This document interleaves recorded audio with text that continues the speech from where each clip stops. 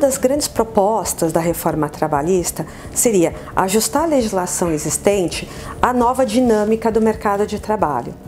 A gente sabe o seguinte, nem todas as empresas têm a mesma dinâmica, nem todo tipo de serviço, nem todo tipo de produto exige a mesma dedicação ou a mesma presença física do empregado, por exemplo.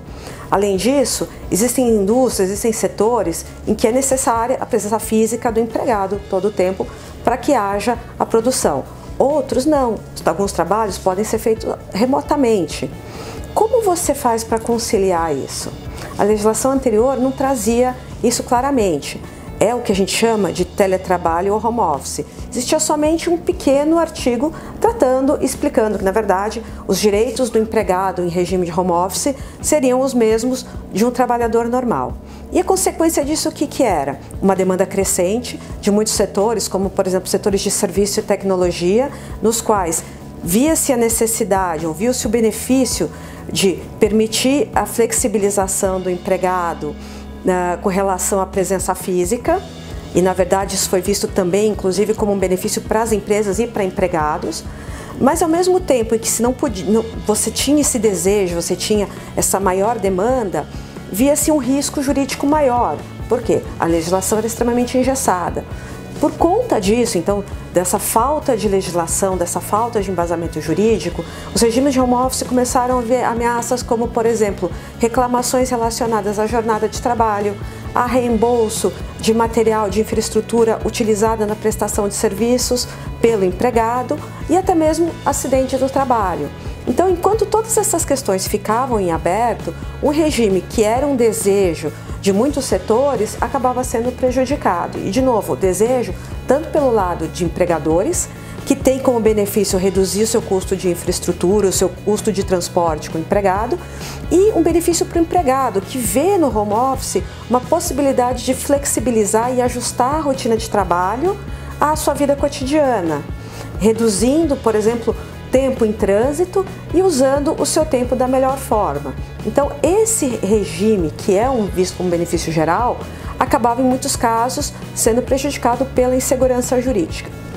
Com isso, a reforma passa a tratar o home office de uma forma mais efetiva, de uma forma mais segura, trazendo algumas questões, trazendo alguns parâmetros que antes não existiam. Primeiro deles, o empregado que está em home office, ele não está sujeito a controle de jornada de trabalho. Esse tipo de regime de não ser sujeito à jornada de trabalho já é algo que existe, por exemplo, para empregados externos e empregados em cargo de confiança.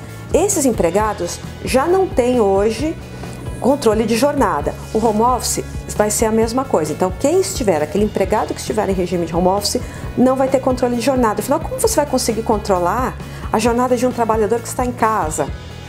Como você consegue implantar um controle efetivo desse horário, considerando que ele tem toda uma flexibilização e não tem uma fiscalização interna sobre isso? Então, a reforma trabalhista ela já passa a prever que regime home office não se sujeita a controle de jornada de trabalho. Além disso, uma coisa muito importante e é uma dica valiosa que eu dou a vocês. O regime de home office significa aquele que o empregado passa preponderantemente o tempo fora da empresa. Não significa, ele não se aplica aos casos de um empregado que fica na empresa, mas tem liberdade para ficar um ou outro dia fora. Isso não é um home office. Para que tenha home office, primeiro, é necessário que a atividade dele seja preponderante fora da empresa, seja realizada preponderantemente fora da empresa. É necessário um acordo por escrito entre empregados e empregadores. Então, não basta a empresa dizer, não, eu tenho uma política de home office que permite que o trabalhador fique em casa alguns dias por semana. Não, é necessária uma política efetiva e que vá disciplinar o tempo que ele fica fora, que deve ser preponderante. Essa política ainda tem que tratar do reembolso dos gastos de infraestrutura e comunicação, então aqueles que vão ser necessários para que o empregado possa se comunicar com a empresa, que ele possa realizar o seu trabalho de casa, isso tem que ser previsto no contrato, e um contrato por escrito específico, a gente sempre recomenda que todos os contratos sejam sempre por escrito. E ainda prevê normas de segurança contra acidentes do trabalho. Existe um caso conhecido na jurisprudência de uma empregada que, em regime de home office, se machucou e conseguiu uma condenação por acidente do trabalho.